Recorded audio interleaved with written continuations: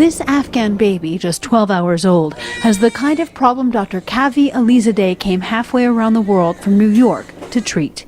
So this is basically a defect of the spinal cord, and it's a malformation that happens in the uterus. Sometimes it can be from nutritional related issues. Dr. Alizadeh is a plastic surgeon, a talent sorely needed in Afghanistan.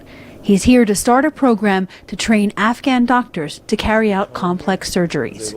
The special circumstance in Afghanistan is that you have a country of 29 million, and there's really two well-trained plastic surgeons that are both in the Kabul area. Afghanistan's health system has made great strides since the fall of the Taliban a decade ago, but it still lags far behind the West in terms of trained personnel and medical equipment. The plan to carry out a few plastic surgeries here was cancelled because it's a holiday, and for the most part this hospital is empty. But there are a few patients here who wouldn't let the holiday or anything else get in their way of treatment. Ali Mohammed Nauruzi and his wife Zahra traveled 48 hours by car along difficult and dangerous roads so she could be treated for fistula, a condition sustained during childbirth and common here.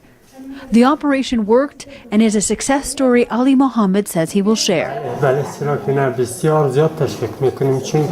After I get home, I will tell the people in my village to please take their wives to the hospital, especially if they have this problem.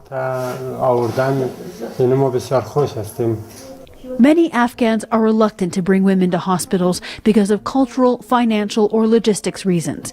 The director here says training Afghan health professionals is a key component of this facility. They live here, they know the culture. They're the ones who are going to be here for generations to come. If we're not into training, we don't want to be here. Dr. Alizadeh did not perform any surgeries on this visit, but he hopes to correct that in January when he comes back with other American surgeons and a full surgical team. Then they hope to carry out 30 to 40 complex procedures and put in place a long-distance training program to help train Afghan doctors. Jennifer Glass for VOA News, Kabul.